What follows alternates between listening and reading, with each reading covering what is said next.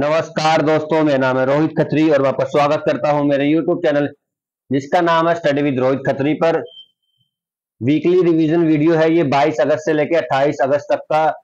अगस्त के महीने का ये चौथा वीकली रिवीजन वीडियो है। उससे पहले 3 जो है वो मैं डाल चुका हूं। अगर वो आपने नहीं देखे हैं तो वो भी आप जरूर देख लें, उनका लिंक भी डिस्क्रिप्शन बॉक्स में आपको मिल जाएगा। वीडियो स्टार्ट करने से पहले अगर आपने चैनल सब्सक्राइब नहीं किया है तो चैनल को प्लीज सब्सक्राइब कर ले, बेल आइकन दबाएं और दोस्तों वीडियो अच्छा लगे तो वीडियो को लाइक जरूर किया करें आप। स्टार्ट करते हैं हम लोग। सबसे पहले हम लोग रिवाइज करेंगे भारतीय संविधान की 12 अनुसूचियां। एक बार फिर से रिवीजन जो है आपको एक तो डेली बेस पे करना चाहिए और फिर एक बार वीकली बेस पे करना चाहिए और उसके बाद मंथली बेस पे करना चाहिए। ये 3 रिवीजन अगर आप कर लेंगे टाइम से तो आपकी जो मेमोरी में जो है फैक्ट्स जो है वो एक तरह से लॉन्ग टर्म मेमोरी में चले जाएंगे और आपको लंबे समय तक चीजें जो है वो याद रहेगी। तो सबसे पहले अनुसूची है भारतीय संविधान में संघ तथा राज्य क्षेत्रों का वर्णन। जो संघ और राज्य के क्षेत्रों का वर्णन बताती है। जो स्टेट्स हैं और यूटीज हैं उनके एरियाज का, इनके क्षेत्रफल का बताती है, उनके एरिया का बताती है, हमारे देश का एरिया बताती है कि कहां से कहां तक फैला हुआ है। ये पहली अनुसूची में है। दूसरी अनुसूची बताती है मुख्य अधिकारियों के वेतन भत्ते एवं वेतन। तीसरी अनुसूची बताती है कार्यभार एवं शपथ। महत्वपूर्ण सरकारी पदों पर कार्यभार एवं शपथ जो है अनुसूची नंबर 3 बताती है। अनुसूची नंबर 4 बताती है राज्यसभा में सीटों का आवंटन। राज्यसभा में सीटों का आवंटन अनुसूची नंबर 4 बताती है। अनुसूची नंबर 5 बताती है SC ST एरियाज को जो है वहां के लॉज और उनके प्रशासन के बारे में जो है अनुसूची नंबर 5 बताती है। अनुसूची नंबर 6 जो है मेघालय, त्रिपुरा, असम और मिजोरम ऐसे स्टेट्स की जो ट्राइबल एरियाज है वहां के बारे में अनुसूची नंबर 6 बताती है। उसके बाद 7वीं जो अनुसूची है वो आपको यूनियन लिस्ट, स्टेट लिस्ट और कंकरेंट लिस्ट, संघ सूची, राज्य सूची, समवर्ती सूची, संघ और राज्य के बीच जो अधिकार शक्ति का वितरण है वो अनुसूची नंबर 7 बताती है। अनुसूची नंबर 8 जिसमें हमारी 22 ऑफिशियल लैंग्वेजेस है उसके बारे में अनुसूची नंबर 8 बताती है। प्रारंभ में जो है सिर्फ 14 ही लैंग्वेजेस थी, उसके बाद 8 लैंग्वेजेस बाद में जोड़ी गई है, ये आप याद रखें। 9वीं अनुसूची जो कि संविधान संशोधन से जोड़ी गई, भूमि सुधार पहले संविधान संशोधन से जोड़ी गई। 10वीं अनुसूची जो कि 52वें संविधान संशोधन से जोड़ी गई, दल परिवर्तन संबंधी उपबंध, एंटी डिफेक्शन लॉज। 11वीं अनुसूची 73वें संविधान संशोधन से जोड़ी गई 1992 में, पंचायती राज को संवैधानिक दर्जा मिला। 12वीं अनुसूची 74वें संविधान संशोधन 1993, नगर पालिका को संवैधानिक दर्जा मिला। तो हम अब संविधान के संशोधन भी एक बार रिवाइज कर लेते हैं। सबसे पहले 1951 में आया, जैसे मैंने आपको बताया, जिससे 9वीं अनुसूची जोड़ी गई भारतीय संविधान में। भारतीय संविधान में अब कुल 12 अनुसूचियां हैं लेकिन प्रारंभ में मात्र 8 अनुसूचियां ही थी। 7वां जो संविधान संशोधन हुआ उससे भाषाई आधार पर राज्यों का पुनर्गठन किया गया। 10वां संविधान संशोधन 1961 में आया, दादरा और नागर हवेली को भारत में शामिल किया गया। उसके बाद 12वां संविधान संशोधन 1962 गोवा, दमन और दीव को शामिल किया गया। 15वां संविधान संशोधन 63 में आया। 1900 जो हाई कोर्ट है उनके जजेस की जो मैक्सिमम एज है वो 62 साल की गई। 18वां संविधान संशोधन 1966 में आया, पंजाब और हरियाणा 2 अलग अलग राज्य बने। 21वां संविधान संशोधन काफी इंपॉर्टेंट है, जैसे मैंने आपको बताया कि जो 8वीं अनुसूची है वहां उसमें अभी कुल 22 लैंग्वेजेस है लेकिन प्रारंभ में उसमें सिर्फ 14 लैंग्वेजेस थी। तो जो 15वीं लैंग्वेज जोड़ी गई वो जोड़ी गई थी सिंधी। सिंधी लैंग्वेज को 8वीं अनुसूची में शामिल किया गया 21वें संविधान संशोधन से। 22वां संविधान संशोधन जिसमें असम से अलग करके मेघालय बनाया गया 1969 में आया। 31वां संविधान संशोधन 1973 में आया, लोकसभा में की जो सीटें हैं वो 545 की गई। 36वां संविधान संशोधन जिसमें असम को भारत का 22वां राज्य बनाया गया। उसके बाद सबसे इंपॉर्टेंट 42वां संविधान संशोधन 1976 में आया, मिनी कॉन्स्टिट्यूशन, छोटा संविधान जिसको बोलते हैं, जिसमें मौलिक कर्तव्य जोड़े गए। 10 मौलिक कर्तव्य को भाग 4 के 51 के आर्टिकल में शामिल किया गया। संविधान को न्यायिक परीक्षण से मुक्त किया गया। संविधान की प्रस्तावना में समाजवादी, धर्मनिरपेक्ष एवं एकता और अखंडता आदि शब्द जोड़े गए। एकमात्र बार संविधान की प्रस्तावना जो अमेंडमेंट की गई है वो 42वें संविधान संशोधन 1976 में ही की गई है। सभी नीति निर्देशक तत्वों को मूल अधिकारों पर सर्वोच्चता सुनिश्चित की गई और ये भी बताया गया कि जो कानून जो है केंद्र ने बनाया है उसकी समीक्षा सर्वोच्च न्यायालय करेगा और जो राज्य ने बनाया है उसकी समीक्षा जो है उच्च न्यायालय ही कर सकता है। इसके अलावा वन संपदा, शिक्षा, जनसंख्या नियंत्रण, इन सभी विषय को राज्य सूची से हटाकर समवर्ती सूची में शामिल किया गया और यह भी इसमें डाला गया कि राष्ट्रपति जो है मंत्री परिषद और प्रधानमंत्री की सलाह के अनुसार ही कार्य करेगा। 44वां संविधान संशोधन 1978 में आया जिसमें संपत्ति के मौलिक अधिकार को हटा दिया। संपत्ति पहले मौलिक अधिकार में थी, अब वो आ गया लीगल राइट और वो आ गया है आर्टिकल 300A में, ये आप याद रखें। और सर्वोच्च न्यायालय को राष्ट्रपति उपराष्ट्रपति के चुनाव संबंधी विवादों को हल करने की शक्ति भी दी गई। 52वां संविधान संशोधन 1985 में आया जिसमें दल बदल विरोधी कानून, एंटी डिफेक्शन लॉज जो बनाए गए 10वीं अनुसूची भारतीय संविधान की।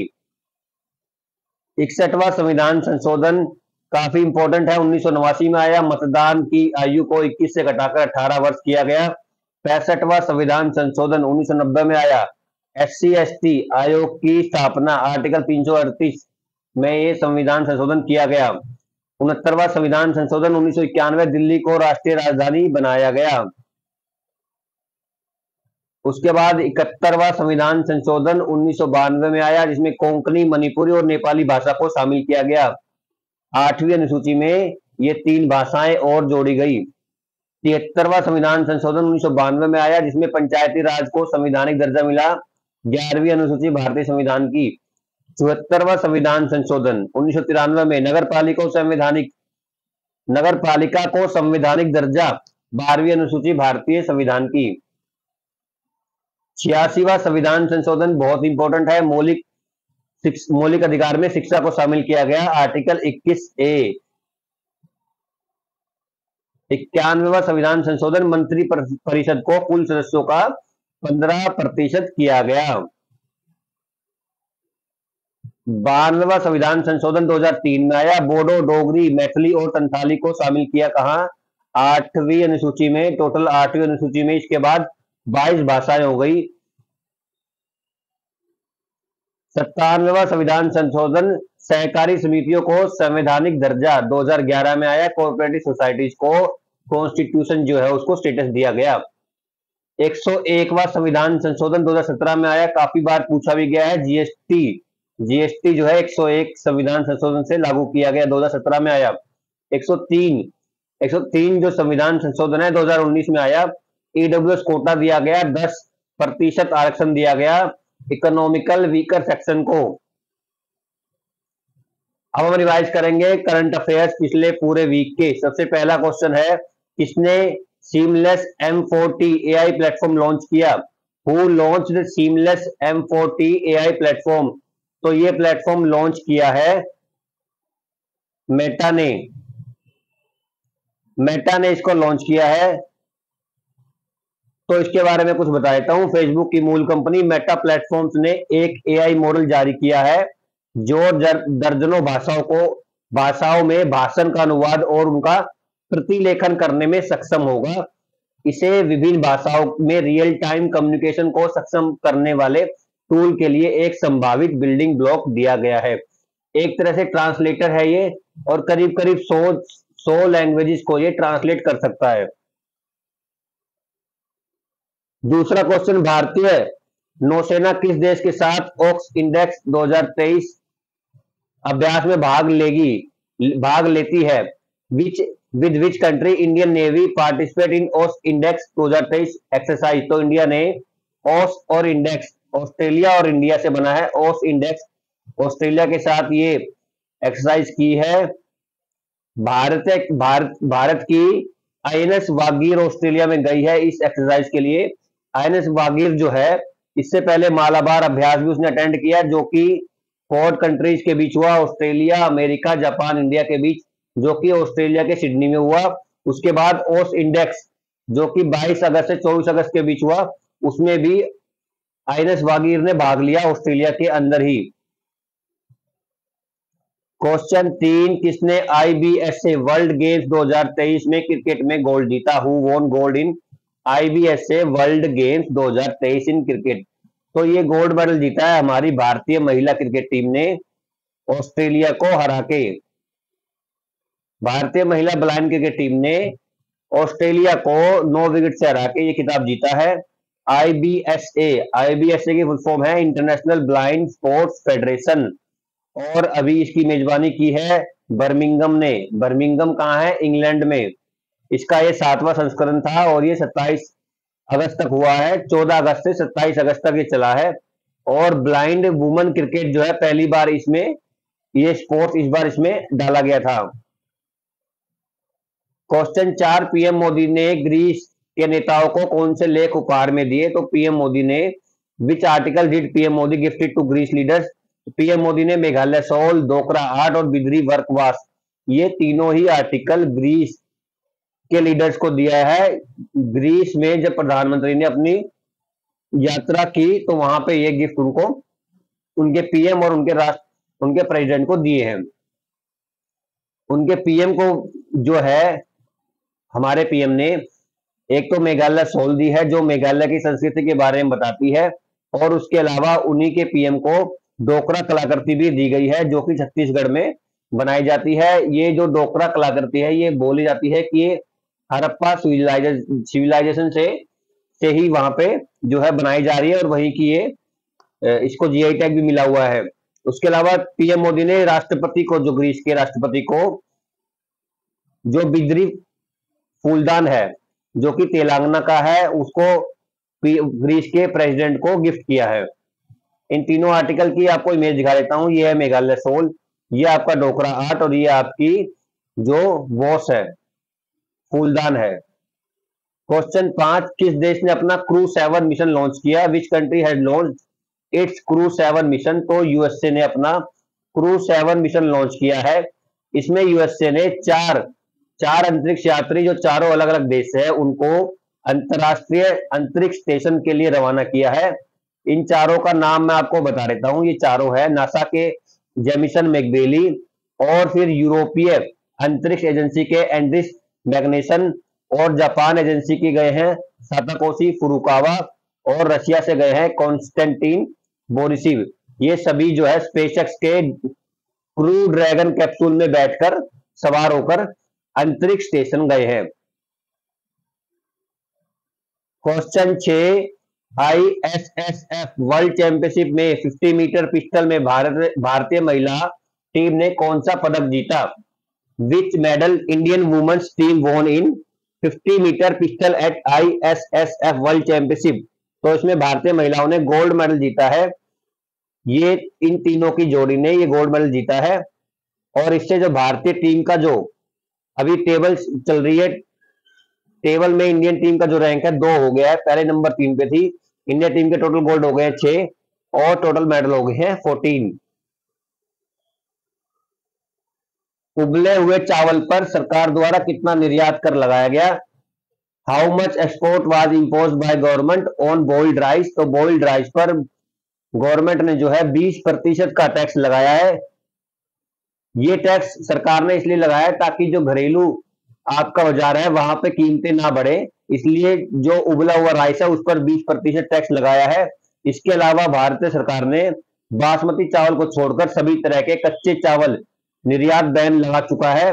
और अभी इससे पहले जो है भारतीय बाजार में जो है प्याज की कीमतों को नियंत्रण रखने के लिए प्याज निर्यात पर भी 40% का निर्यात शुल्क लगाया गया था, और चीनी निर्यात पर भी रोक लगाने की तैयारी है, जिससे कि जो अपना लोकल मार्केट है वहां पे चीनी की कीमतें ना बढ़े। क्वेश्चन 8, भारत और कौन से देश ने चाबहार बंदरगाह में विदेशी मध्यस्थता खंड छोड़ दी है? India and which country drop foreign arbitration close in Chabahar port? तो भारत और ईरान ने ये फैसला लिया है कि चाबहार पोर्ट के लेकर जो विवाद हुआ है उसको वो लोग फॉरेन आर्बिट्रेशन क्लोज जो है वहां फॉरेन कोर्ट में नहीं जाएंगे। उसको वो हल करेंगे संयुक्त राष्ट्र अंतर्राष्ट्रीय व्यापार कानून आयोग के द्वारा बनाए गए नियमों के तहत, और विदेशी अदालतों में वाणिज्यिक मध्यस्थता के लिए नहीं जाएंगे। तो अंतर्राष्ट्रीय व्यापार कानून पर संयुक्त राष्ट्र आयोग क्या है, UNCITRAL, ये क्या है ये भी आपको बता देता हूं। इसकी स्थापना हुई 1966 में, और ये संयुक्त राष्ट्र महासभा का एक सहायक संस्था है। इसका काम क्या है कि जो अंतर्राष्ट्रीय व्यापार है, कानून है, उनमें जो अगर किसी प्रकार का कोई विवाद आता है तो उसको सोल्व करने का इसका जो उद्देश्य है। सदस्य अगर बताऊं तो इसमें टोटल 7 सदस्य हैं, जिसमें से 14 तो अफ्रीकी कंट्रीज हैं, 14 एशियाई कंट्रीज हैं, 8 जो है पूर्वी यूरोपीय राज्य है, और 10 लेटिन अमेरिकी और कैरेबियाई, और बच गए 14 वो है पश्चिमी यूरोपीय। इसके अलावा इसके जो मेंबर है वो 6 साल के लिए चुने जाते हैं। हर 3 साल के बाद आधे मेंबर रिटायर हो जाते हैं, और भारत जो है इसका संस्थापक सदस्य है। चाबहार पोर्ट की लोकेशन आप देख ले, ये है ईरान,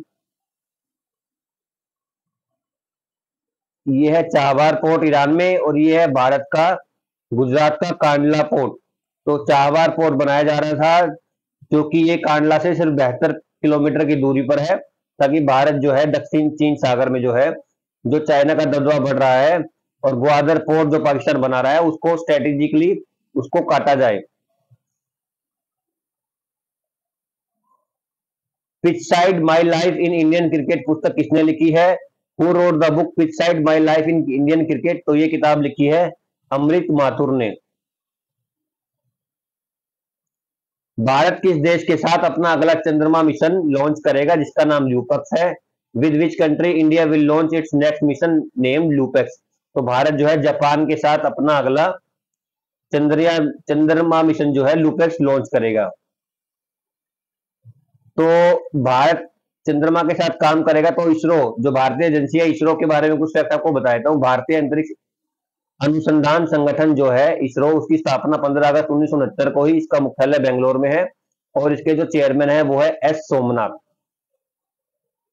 सामाजिक उद्यमी पुरस्कार भारत से किसे सम्मानित किया गया है? Who has been awarded social entrepreneur award? तो ये अवार्ड मिला है डॉक्टर सुचिन बजाज को। डॉक्टर सुचिन बजाज जो है ये उजाला सिग्निस हॉस्पिटल के फाउंडर है, और इन्हें जो 14th एडिशन था ये सोशल एंटरप्रेन्योर अवार्ड का, इन्हें ये अवार्ड इसलिए मिला है क्योंकि इन्होंने स्वास्थ्य सेवाएं जो है कम कीमतों पर लोगों को मुहैया कराई हैं।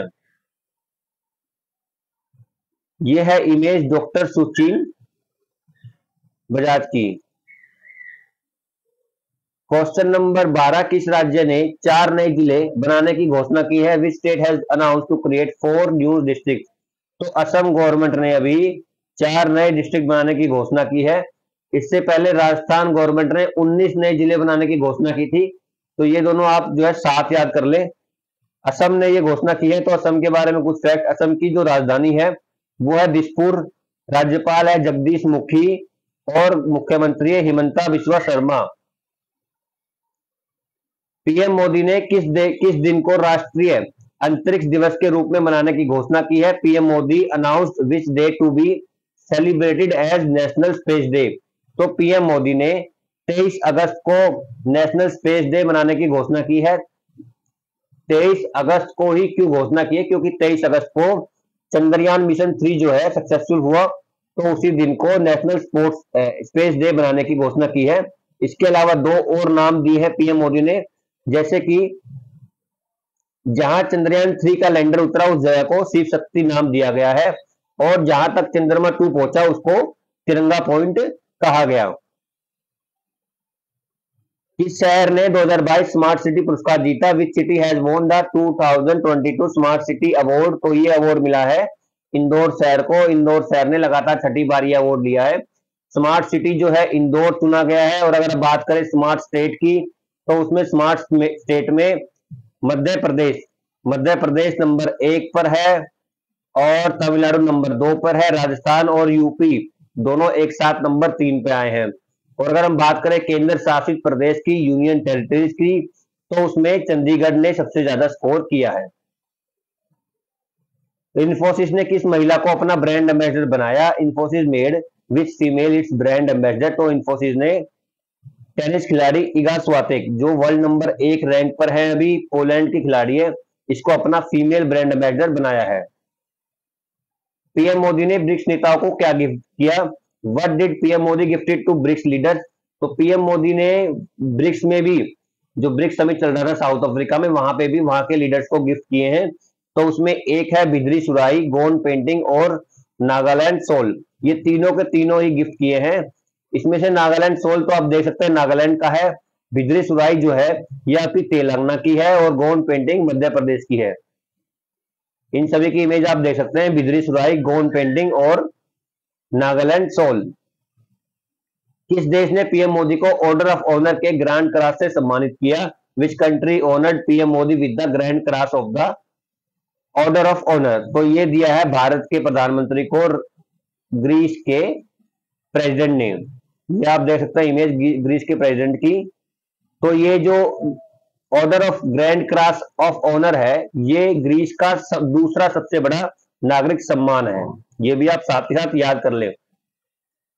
किस देश ने मोहाजी 10 ड्रोन का अनावरण किया? Which country has unveiled Mohajer 10 drone? तो मोहाजी 10 ड्रोन जो है ईरान ने इसको लॉन्च किया है। और ईरान की लोकेशन आप देख ले मैप में एक बार, ये है ईरान, ये है अफगानिस्तान, इसके नीचे है पाकिस्तान, फिर यहाँ आप देखते हैं Iraq, Saudi Arabia, Syria, Jordan. तो ये सभी जो है लोकेशन आप जरूर देख लें। इसकी यहाँ आपका अजरबैजान है।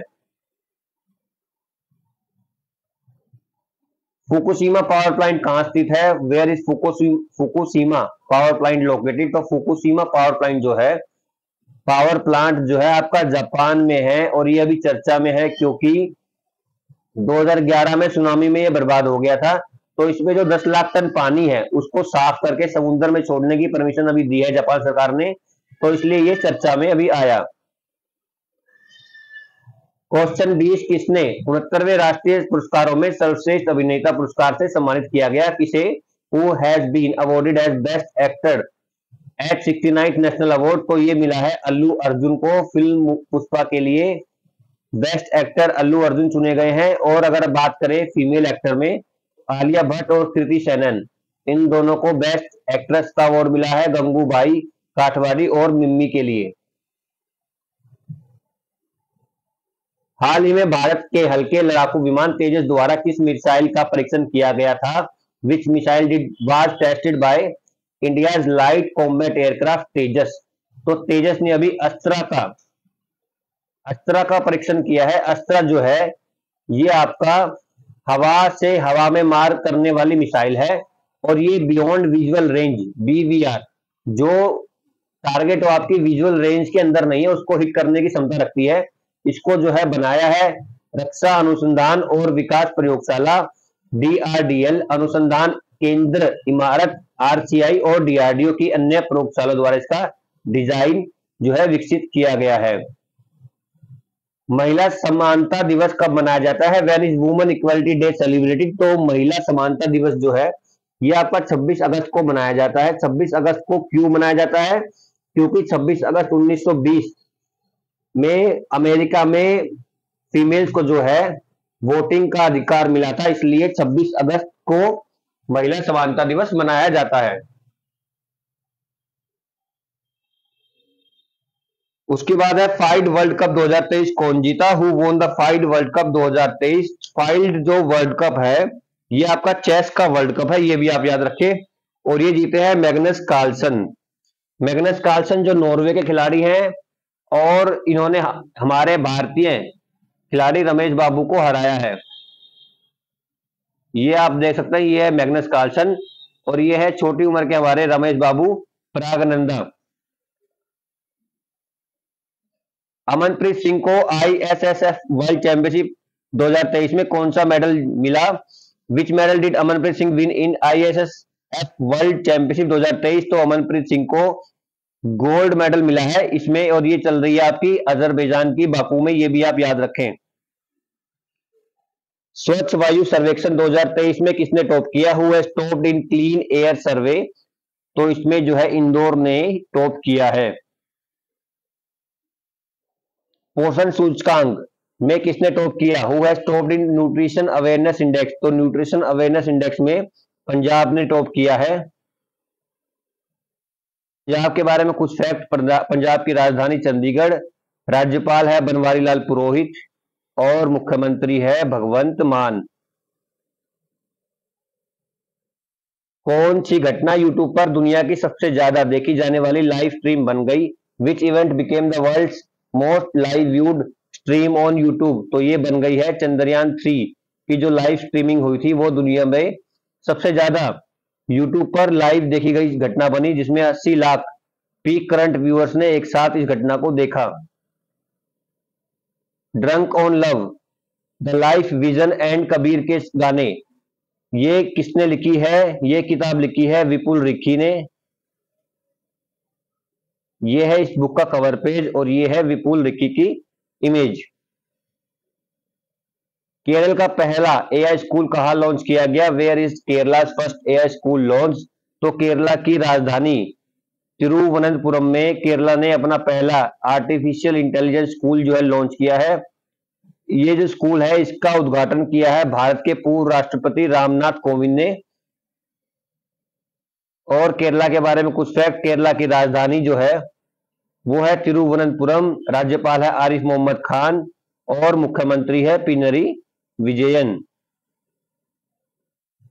क्वेश्चन नंबर 29, किस देश ने शिशुओं की रक्षा के लिए फाइजर के मात्र आरएसवी टीके को मंजूरी दी है? Which country has approved Pfizer maternal RSV vaccine to protect infants? तो ये यूएसए, अमेरिका ने इसको मंजूरी दी है। ऐसा करने वाला अमेरिका पहला जो देश बन गया है। यूएस की food and drug administration FDA ने हाल ही में पहली वैक्सीन को मंजूरी दी है जो शिशुओं के लिए बनाई गई है, ताकि उन्हें पैदा होने से लेकर 6 महीने तक के शिशुओं में रेस्पिरेटरी क्यूसियल वायरस से जुड़े नवल श्वसन तंत्र रोग आरएलटीडी और गंभीर मामलों को रोका जाए।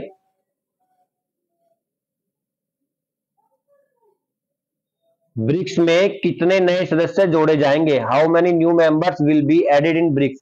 तो ब्रिक्स में अभी घोषणा की गई है 6 नए मेंबर जोड़े जाएंगे, जो कि जिनके नाम है सऊदी अरब, ईरान, संयुक्त अरब अमीरात, अर्जेंटीना, इथोपिया और मिस्र।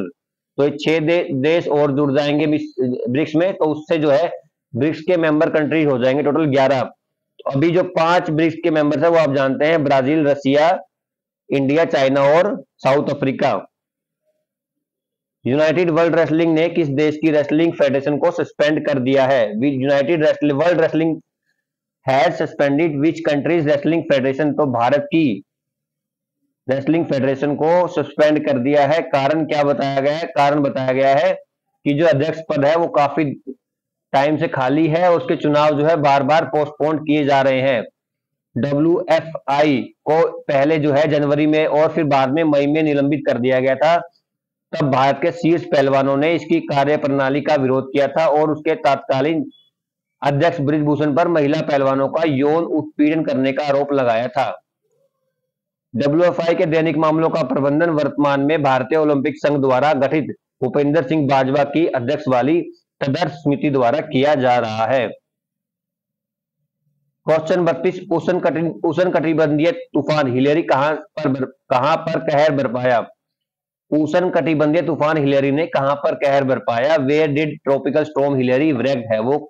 तो इसने कैलिफोर्निया में जो है नुकसान पहुंचाया है। उसके अलावा टाइफून लेन आया था जिसने जापान में नुकसान पहुंचाया था, और टाइफून खानून जिसने जापान और साउथ कोरिया इन दोनों देशों में नुकसान पहुंचाया था। लगातार दूसरे वर्षों में परियोजनाओं के लिए बैंक फंड प्राप्त करने में कौन सा राज्य शीर्ष पर है? Which state has topped in getting bank funds for projects the second consecutive years? तो इसमें जो है आपका उत्तर प्रदेश नंबर 1 पर रहा, जिसने अपनी परियोजनाओं को लागू करने के लिए करीब करीब 16% जो है फंड जो है वो बैंक से लिया।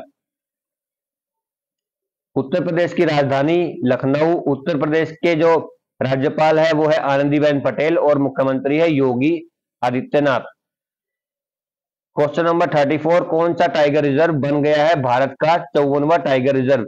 विच tiger reserve will become India's 54th tiger reserve? तो 54वां टाइगर रिजर्व बनेगा हमारा करौली और धौलपुर जो राजस्थान के अंदर है, 54वां ये बनेगा। तो 53वां भी आपको याद होना चाहिए, 53वां बना था गुरु घासीदास जो कि छत्तीसगढ़ में है।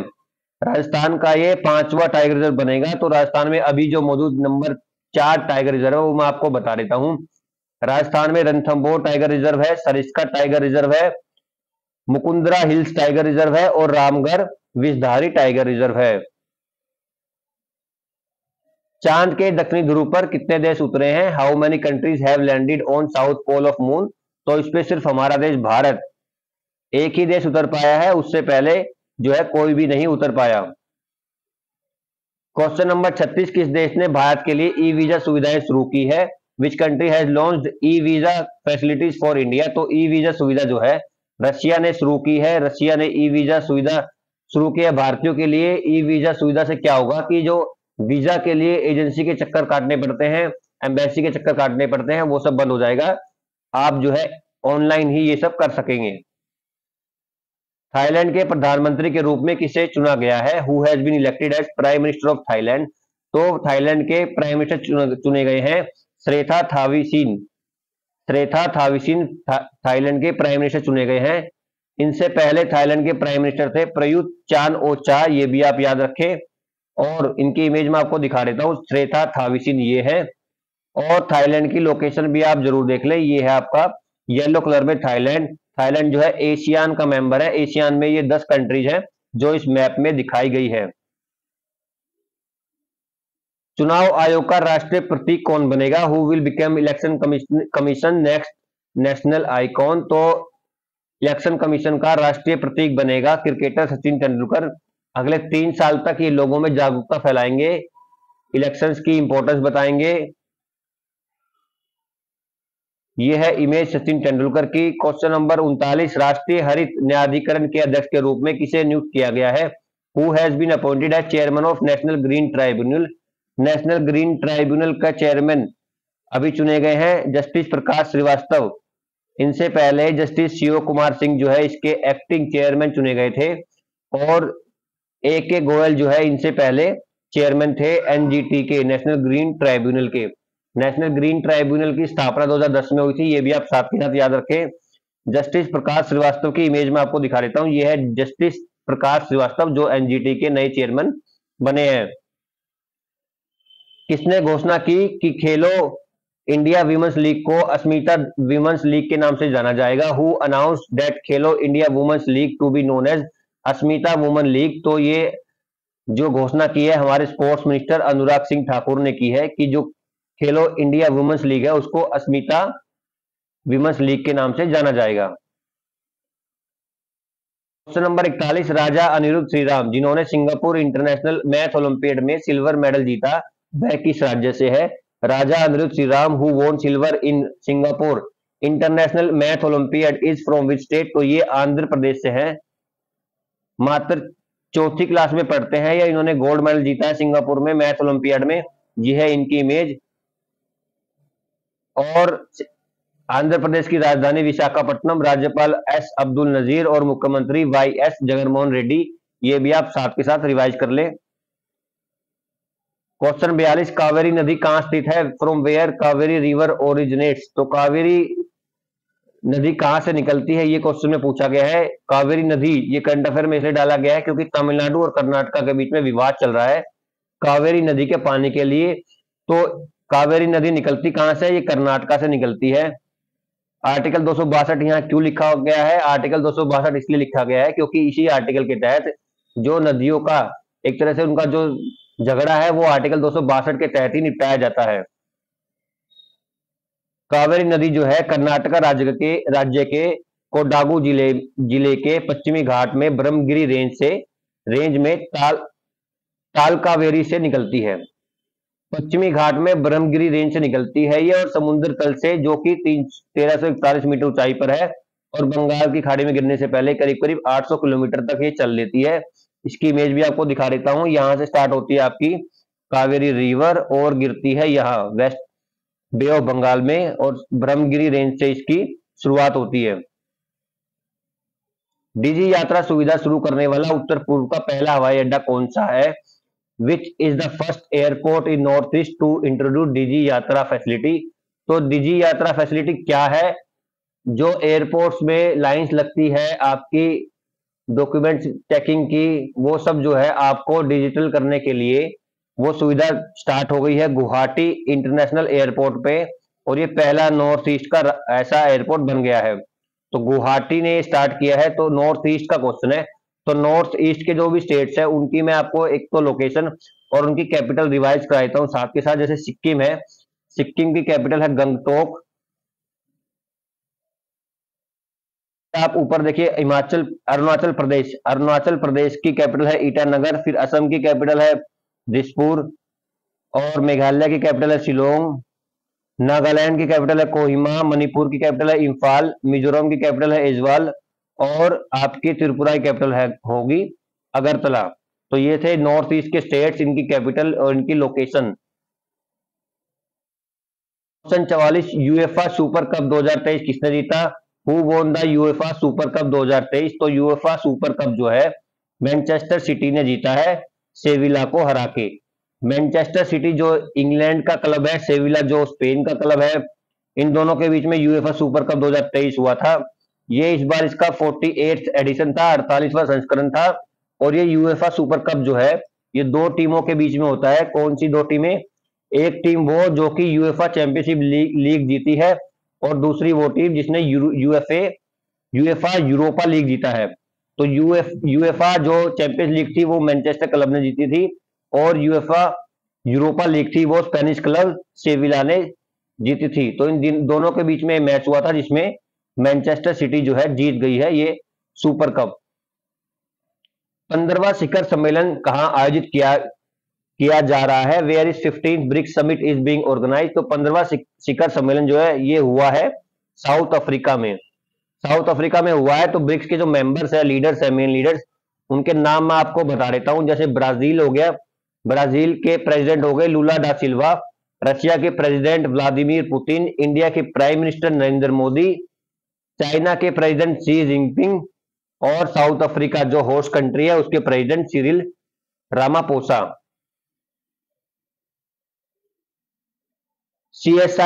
सीएसआईआर द्वारा लॉन्च की गई नई कमल की प्रजाति का नाम क्या है? What is the name of new lotus species which is launched by CSIR? तो नई कमल की प्रजाति लॉन्च की है जिसका नाम है नमो 108। नमो 108 इसलिए इसका नाम लिखा गया है, 108 तो इसमें पंखुड़ियां हैं, और नमो मतलब प्रधानमंत्री नरेंद्र मोदी को समर्पित है इसका नाम।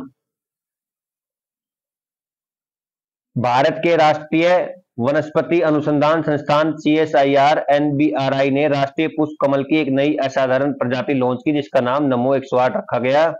कमल की इस प्रजाति को व्यापक शोध और बहुत सावधानी पूर्वक विकसित किया गया है। इस अद्वितीय फूल में सबसे खास बात यह है कि इसमें 108 पंखुड़ियां हैं। ये फूल अलग अलग मौसमों में के हिसाब से 10 महीने खिलने में सक्षम है। क्वेश्चन नंबर 47, कुलडीहा वन्यजीव अभ्यारण्य कहाँ है? Where is Kuldiha wildlife sanctuary? तो कुलडीहा वाइल्ड लाइफ सेंचुरी जो है ये आपकी ओडिशा में है। ये अभी चर्चा में रही क्योंकि एनजीटी नेशनल ग्रीन ट्राइब्यूनल के पास शिकायतें पहुंची कि यहाँ पे अवैध खनन जो है किया जा रहा है। ओडिशा में ये है। तो ओडिशा के कुछ और नेशनल पार्क्स और वाइल्ड लाइफ सेंचुरी में आपको रिवाइज कराता हूँ इसी के साथ। जैसे कि ओडिशा में है Bhitarkanika national park, Simlipal national park, Gahirmatha wildlife sanctuary, Baisipalli wildlife sanctuary और डिब्रीगढ़ वाइल्ड लाइफ सेंचुरी। तो ये सब उड़ीसा के नेशनल पार्क और वाइल्ड लाइफ सेंचुरी है। ये भी आप इसके साथ ही साथ रिवाइज कर ले। क्वेश्चन नंबर 48, भारत की पहली हाइड्रोजन बस कहां लॉन्च होगी? Where will India first hydrogen bus will be launched? तो भारत की पहली हाइड्रोजन बस जो है ये आपके लद्दाख में लॉन्च होगी, और इसको लॉन्च कर रही है एनटीपीसी। भारत की पहली hydrogen fuel cell bus service Ladakh में शुरू होने वाली है। भारत की सबसे निजी बिजली उत्पादक संस्था एनटीपीसी के नेतृत्व में यह परियोजना लद्दाख को कार्बन तटस्थ क्षेत्र बनाने पर केंद्रित है। एनटीपीसी इसको बनाएगी। एनटीपीसी जो है भारत की एक महारत्ना कंपनी है।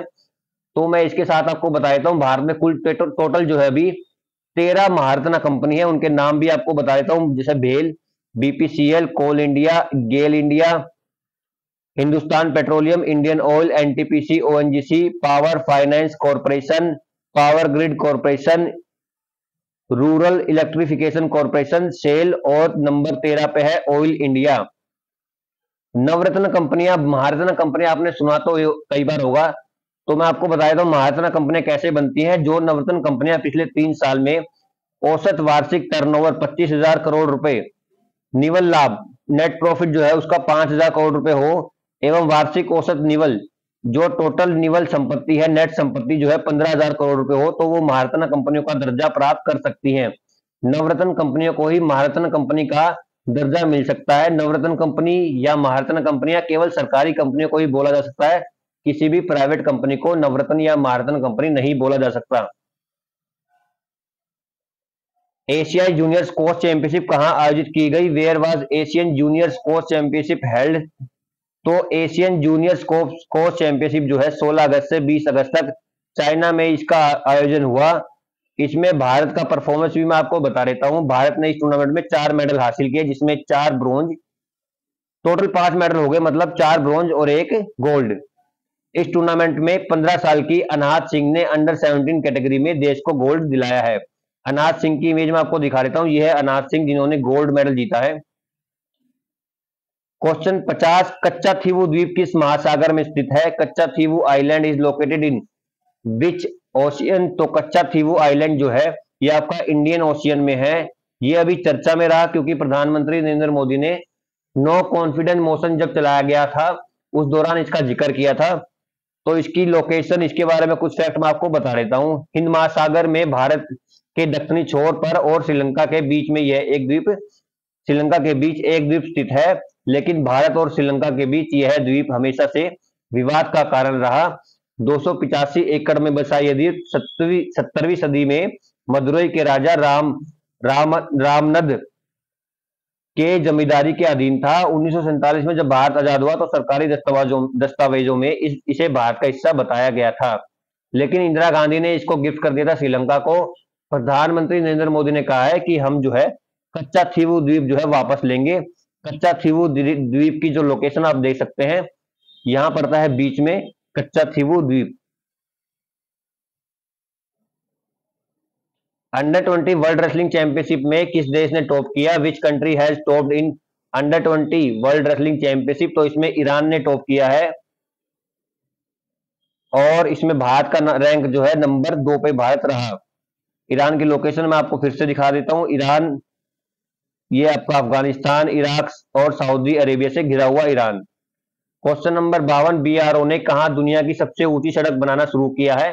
Where is BRO started building the highest road of the world? तो बीआरओ ने दुनिया का सबसे ऊंचा जो रोड है वो लद्दाख में बनाना शुरू किया है। बीआरओ मतलब बॉर्डर रोड ऑर्गेनाइजेशन। तो भारत के बॉर्डर रोड ऑर्गेनाइजेशन ने दुनिया की सबसे ऊंची सड़क का निर्माण कार्य शुरू कर दिया है। यह सड़क लद्दाख के डेमचोक सेक्टर में बनाई जा रही है, जो कि 19,400 फीट की ऊंचाई से होकर गुजरेगी। तो यह है दुनिया की सबसे ऊंची सड़क जो कि बीआरओ बना रहा है।